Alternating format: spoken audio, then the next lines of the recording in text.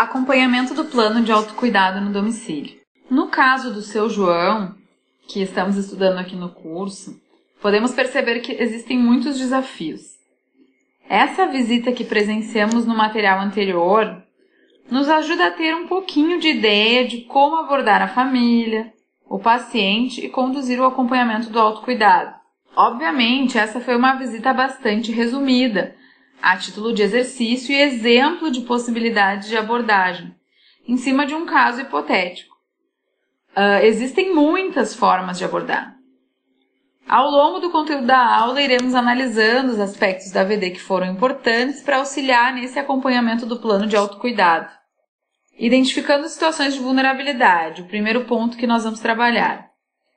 Atualmente, falamos mais em identificar situações de vulnerabilidade e não, como tradicionalmente se fazia, risco, né?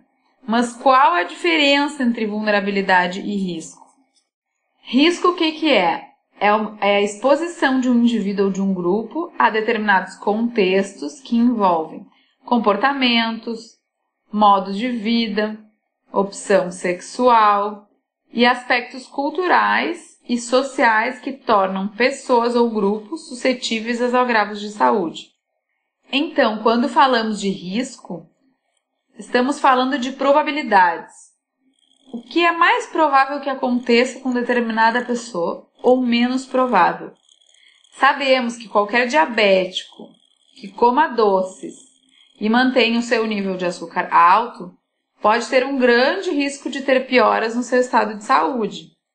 Ou seja, o risco cria uma generalização, uma coisa que serve para todos os diabéticos, e uma classificação daqueles que têm mais risco em relação aos que têm menos risco.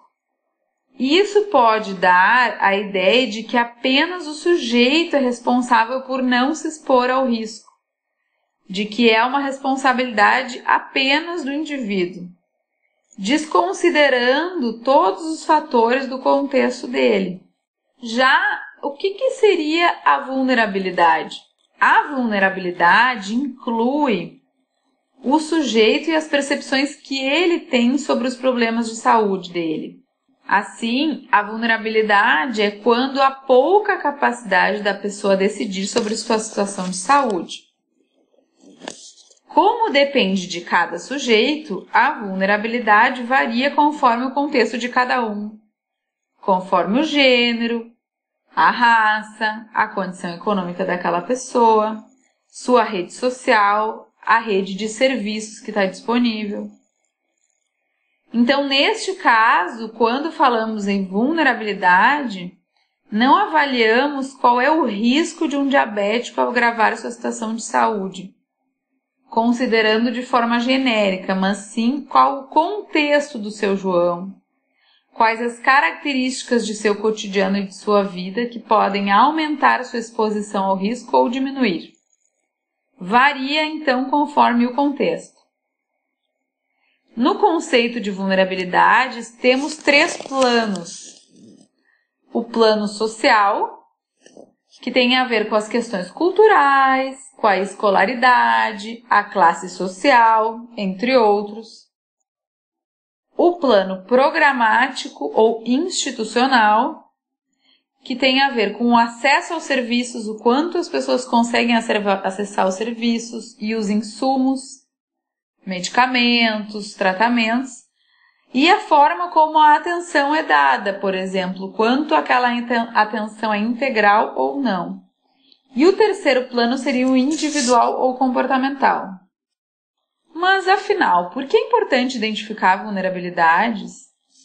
A importância é porque a vulnerabilidade amplia a visão do problema e nos ajuda a compreender mais a situação do sujeito, podendo, então, propor um cuidado diferenciado para cada realidade, um cuidado adaptado para cada realidade.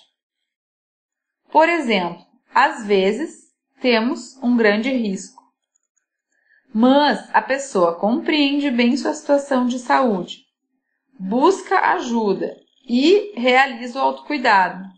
o que então diminui a chance de a pessoa de adoecer, mesmo com um grande risco. Outras vezes, temos um risco mais variável, como no caso de uma criança. Mas a vulnerabilidade no caso de uma criança é muito alta, pois ela tem menor capacidade de autonomia e de autocuidado. Então, nesse sentido, a vulnerabilidade ela é muito importante. E identificar dificuldades e potencialidades também pode ajudar e é muito importante para avaliar a vulnerabilidade. No caso do seu João, identificamos alguma vulnerabilidade? Obviamente que vulnerabilidade, dificuldade, potencialidade não se avaliam apenas com uma visita domiciliar, e sim ao longo de todo o acompanhamento, tendo que ser sempre revista.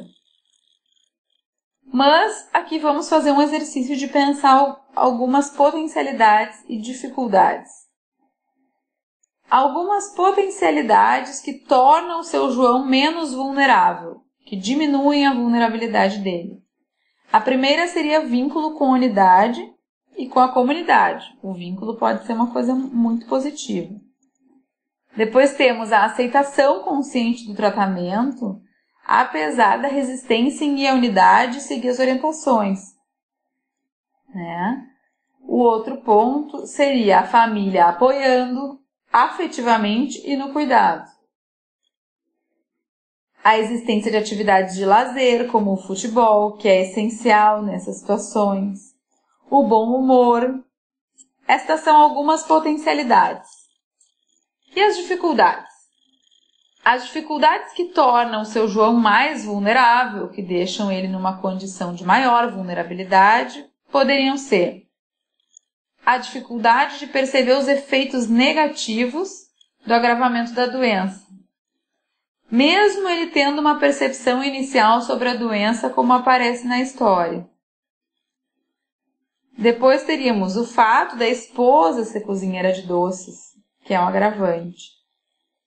O sedentarismo, a alimentação inadequada, a alimentação associada à demonstração de afeto, pois em muitas famílias encontramos a alimentação, fazer o bolo, cozinhar como uma forma de demonstração de afeto. O outro ponto seria a dificuldade de organização de rotina com os medicamentos. Os sintomas menos perceptíveis da doença, que no caso de diabetes a pessoa pode não sentir dor, não ter sintomas, o que torna mais difícil a pessoa perceber que ela não está bem. A atribuição de responsabilidade do cuidado para a mulher e para a equipe, pois, como a gente pôde perceber, ele delegou esse cuidado em alguns momentos para a mulher e para a equipe, o que pode aumentar, então, a sua vulnerabilidade. Nesse sentido, vulnerabilidade e autonomia estão muito relacionadas. Quanto maior a autonomia do sujeito, menor a vulnerabilidade. E vice-versa, quanto menor a autonomia, maior a vulnerabilidade. Mas o que a autonomia tem a ver com o acompanhamento do plano de autocuidado no domicílio? Vamos tentar estudar um pouquinho esse conceito. Autonomia, o que é? É a capacidade do sujeito de lidar com a sua rede de dependências, ou seja, de compreender e agir sobre si mesmo e sobre o contexto, conforme objetivos democraticamente estabelecidos. Então, a autonomia, ela é um dos objetivos mais importantes do SUS, já que ela considera a saúde de uma forma ampliada e não apenas como a ausência de doença. Para considerarmos alguém saudável, não basta dizermos que a pessoa não tem a doença. Então, existe aí um objetivo de desenvolver autonomia. A autonomia também considera a realidade e a singularidade de cada um no processo saúde-doença, o que é favorecido no acompanhamento domiciliar. Então, a autonomia nos ajuda a ter uma visão mais específica de cada situação. Se a saúde não é apenas ausência de doença, podemos dizer que não buscamos apenas curar pessoas doentes. curar pessoas doentes não seria suficiente.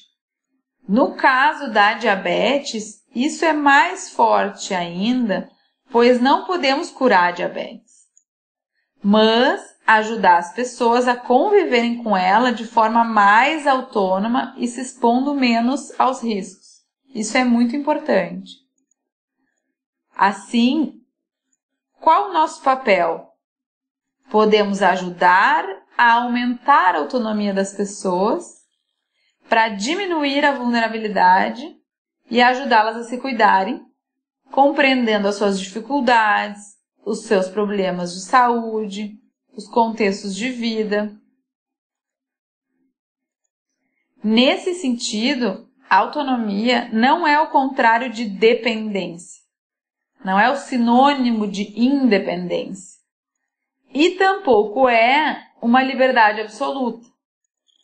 Sempre vamos precisar das pessoas, dos demais, dos serviços, de outras pessoas para nos ajudar no cuidado. Então, dizer que alguém é autônomo não é o mesmo que dizer que a pessoa não precisa de ninguém. Nesse sentido, podemos dizer que a autonomia, ela se avalia em cada situação. Ela é um exercício, não existe uma autonomia pronta para todas as pessoas.